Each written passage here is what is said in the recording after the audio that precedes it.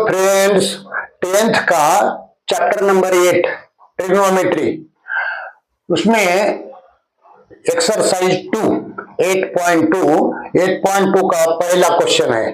पहला क्वेश्चन में से 3 पार्ट्स हमने फिनिश कर दिए। ये 4th और 5th, ये दो क्वेश्चन इसमें बचे, तो वो 2 क्वेश्चन इस वीडियो में हम कर लेंगे।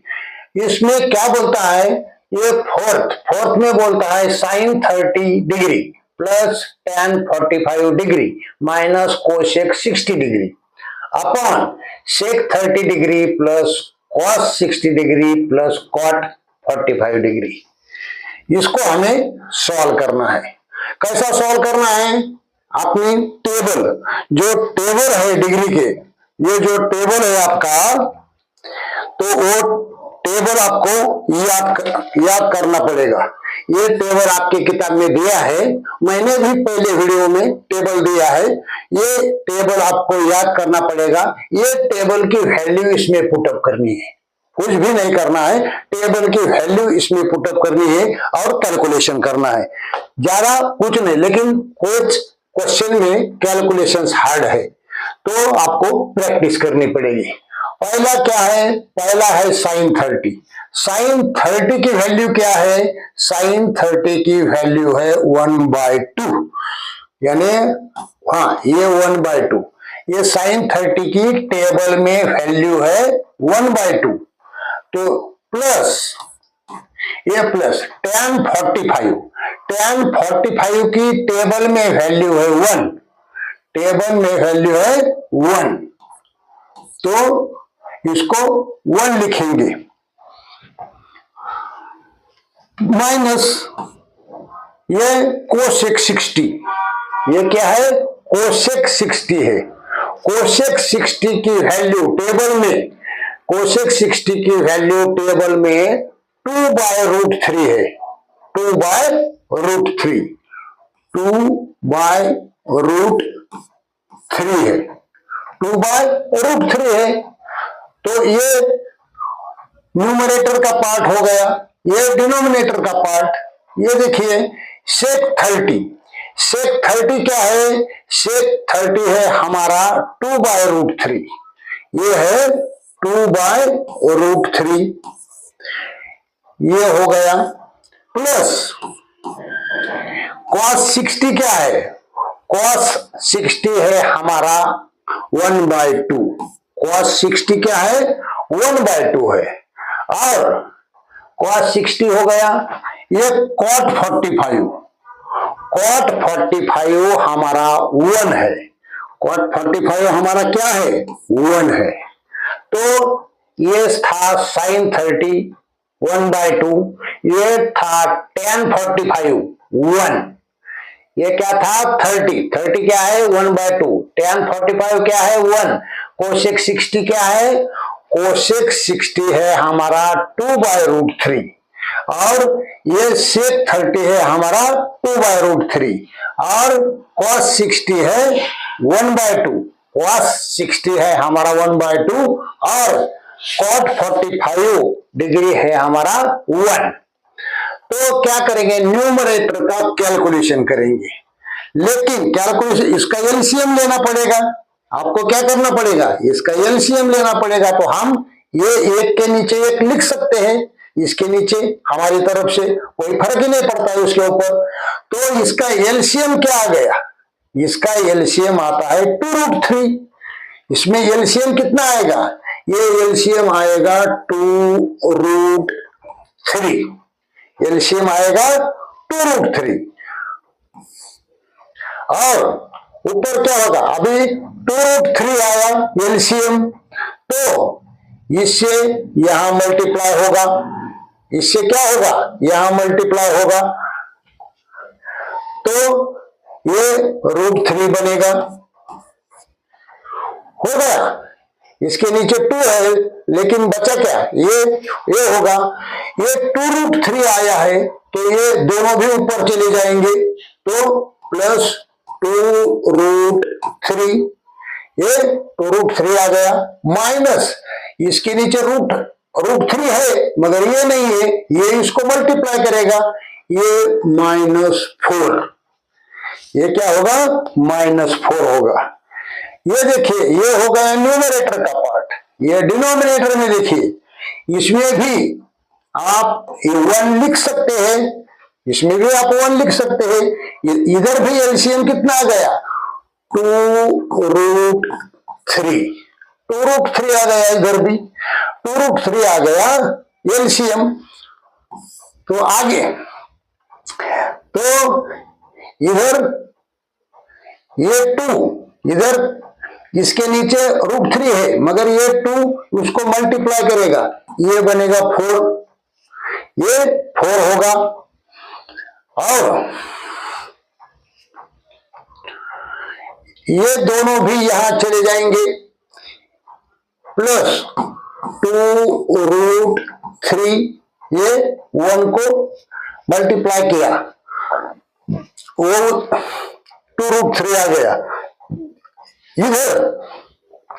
इधर क्या होगा, इधर भी 1 है, इधर भी 1 है, 1 के नीचे 1 लिखा हमने, लेकिन ये दोनों भी टर्म उसको मल्टीप्लाई करेंगे 1 को। तो ये था प्लस, ये प्लस था, ये यहां भी 2√3 आएगा, यहां भी क्या आएगा 2√3 आएगा।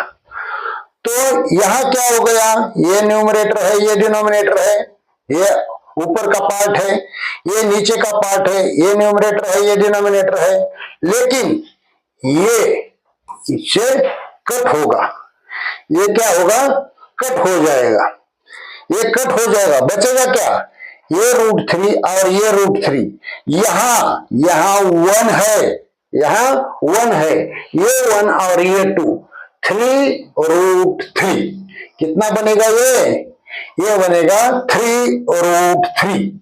ये देखिए 3√3 हमने लिख लिया इसको 3√3, और बच क्या गया -4। ये देखिए ये -4 हमने लिख दिया, क्या बचा तो -4। इधर ये 2√3 ये हो गया, ये कितना हो गया 2√3 और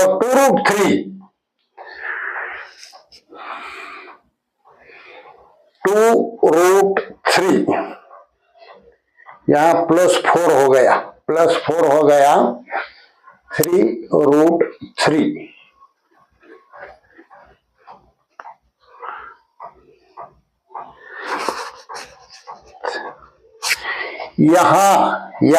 यहां ये नहीं आएगा, गड़बड़ हो गया है। गड़बड़ कैसा हो गया, यहां ये 2 नहीं आएगा, यहां 2 नहीं आएगा, यहां सिर्फ √3 आएगा, क्योंकि ये इसके नीचे 2 है, सिर्फ √3 से गलती हो गई थी, कैच कर ली हमने, तो इधर ये √3 ही आएगा, और इसके साथ में 1 होगा, और ये भी ये 1 और ये 2 3 और ये √3 आएगा, 3√3 आएगा। ये देखिए ये 3√3 आया, और ये प्लस का 4 है, ये प्लस का 4 है, तो ये 4 आएगा। यही हमारा आंसर है, लेकिन इसके डिनोमिनेटर में रूट आया है, तो उसको क्या करना पड़ेगा, उसको रैशनलाइज करना पड़ेगा। रैशनलाइज करते टाइम क्या करते हैं, इनटू ये टर्म, ये बीच का जो साइन है वही चेंज होगा, दूसरा कुछ नहीं होगा। ऐसा लिखना है इधर, ये 3√3 -4 अपॉन 3√3 -4, ये रैशनलाइजेशन हो गया। तो हमें अभी कैलकुलेट करना है, हमें क्या करना है, कैलकुलेट करना है। ये ऊपर का ये 3√3 से ये 3√3 को मल्टीप्लाई किया, ये टर्म से ये टर्म को मल्टीप्लाई किया, तो क्या बनेगा, ये 3 × 3 ये 9 बनेगा, और √3 इंटू √3 ये सिर्फ 3 होगा। इससे इसको मल्टीप्लाई किया, ये 3√3 से -4 को मल्टीप्लाई करना है, यहां -4 माइनस लिखिए, और 4 इंटू 3 ये हो गया 12, और बच क्या गया √3। फिर ये 3√3 से ये दो टर्म को मल्टीप्लाई किया, लेकिन 4 से भी ये दो टर्म को मल्टीप्लाई करना है, ये -4 और ये +3√3, तो ये भी हो गया -12√3, ये हो गया 12√3, और इससे ये माइनस माइनस ये होगा प्लस, 4 इंटू 4 ये होगा 16, ये होगा 16। तो ये हो गया न्यूमरेटर का पार्ट। अभी ये डिनोमिनेटर का पार्ट, ये देखिए आपको यहाँ क्या मिला है, आपको यहाँ जो चीज मिली है वो मैं बोल लेता हूं। आपको क्या मिला है, ये टर्म है ये प्लस बी, और ये टर्म है a-b। नीचे वाली टर्म में ये टर्म है a+b, ये है a-b, तो दो इसमें ये मल्टीप्लाई में है, a+b a-b equal to a² - b²। तो हमें इन दोनों को ये फॉर्म में लिखना है, इन दोनों टर्म को हमें a² - b² के फॉर्म में लिखना है। ये क्या है 3√3 का स्क्वायर माइनस b क्या है इसमें, b है 4, ये 4 का स्क्वायर, क्या करना है 4 का स्क्वायर करना है। ये कितना हो गया, ये हो गया 27, ये कितना हो गया, ये 12 और ये 12, ये हो गया -24√3, और ये एक और ये +16 हो गया, अपॉन ये स्क्वायर करेंगे तो ये 9 होगा, ये 3 का, और √3 इंटू √3 ये होगा 3 सिर्फ, और माइनस ये कितना होगा -16 होगा, 4 का स्क्वायर 16, तो ये कितना बनेगा, ये 27 और 16, 27 और 16 होता है 43, कितना होगा, ये होगा 43, ये 7 और 6 13 3 1 बच गया, 2 और 2 47 हो गया, 43 हो गया, 43 माइनस ये 24√3 और ये कितना हो गया 27, 9 इंटू 3 27 माइनस 16, 27 माइनस 16, 27 माइनस 16 कितना हो गया, वो 7 और ये 4 11 हो गया, ये 43 माइनस 24√3 अपॉन 11 43 माइनस 24√3 बाय 11, यही हमारा आंसर होगा। ये हमारा आंसर है फोर्थ क्वेश्चन का हमारा ये आंसर है।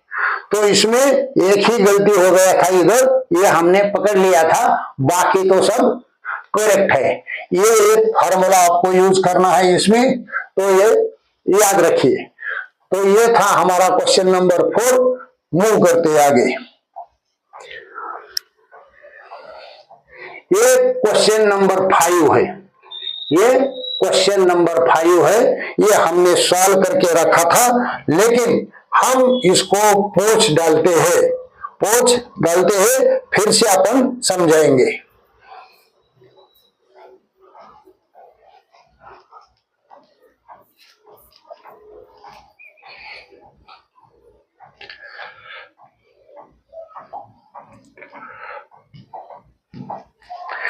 तो इसमें क्या बोला है, एक्सरसाइज 8.2 क्वेश्चन नंबर 1, उसका क्वेश्चन नंबर 1 का ये फिफ्थ पार्ट है। फिफ्थ पार्ट में उन्होंने 5 cos square 60, 5 cos square 60 plus 4 sec square 30 minus 10 square 45 sin square 30 plus cos square 30, ये न्यूमरेटर, ये डिनोमिनेटर का पार्ट है, ये न्यूमरेटर का पार्ट है। ये एग्जाम्पल हमने सॉल्यूशन में एज इट इज लिखा, ये एग्जाम्पल इधर लिखा है।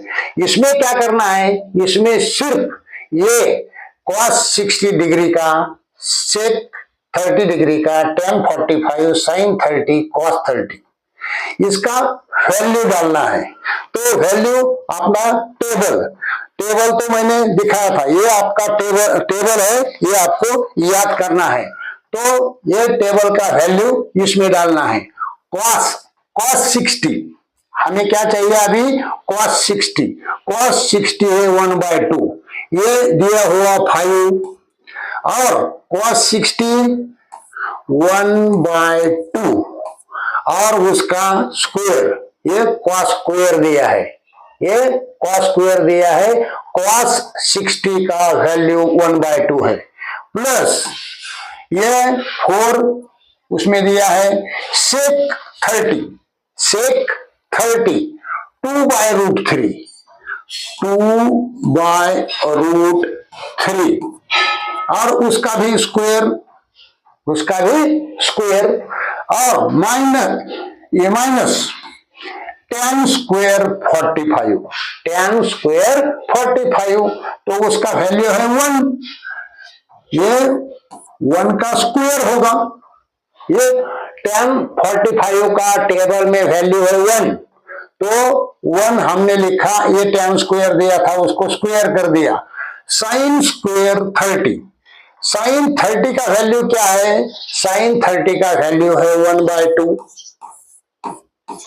और स्क्वायर बोला है तो स्क्वायर करेंगे, प्लस क्या है, ये cos स्क्वायर 30, ये cos स्क्वायर 30, cos 30 का वैल्यू क्या है, √3/2 और उसका भी स्क्वायर बोला है तो कर दिया स्क्वायर। ये थे cos 60 का वैल्यू था 1/2, हमने रख दिया। sec 30 का वैल्यू था 2/√3, हमने रख दिया। tan 45 का वैल्यू था 1, हमने रख दिया, उसके स्क्वायर कर दिए। sin 30 है 1/2, उसका स्क्वायर कर दिया। cos 30 है इसमें √3/2, उसका स्क्वायर कर दिया, इसे स्क्वायर दिए थे करके कर लिया। ये देखो, ये 5 और ये 1/4 होगा और ये स्क्वायर निकल जाएगा, प्लस क्या होगा, ये स्क्वायर से ये 4 होगा अपॉन ये 3 होगा, √3 इंटू √3 सिर्फ 3 और यहां है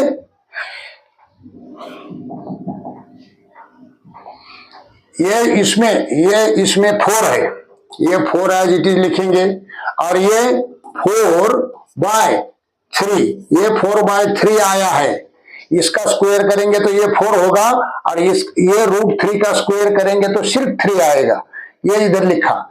माइनस 1 का स्क्वायर 1, नीचे 1/2 का स्क्वायर, ये 1/4, ये 1/4 और ये √3 इंटू √3 स्क्वायर, उसका कितना होगा, ये सिर्फ 3 होगा, ये 3 और ये 4 होगा, इसका स्क्वायर करेंगे तो ये 1/4 3/4, ये ऊपर 5 इंटू 1/4 4 इंटू 4/3 -1। यहां तक तो हमने कर लिया। आगे क्या करते हैं, इसका मल्टीप्लीकेशन करते हैं, ये 5/4 आएगा, ये क्या होगा, इसका मल्टीप्लीकेशन करेंगे तो ये 5/4 आएगा, ये कितना होगा, ये होगा 5/4, ये होगा 5/4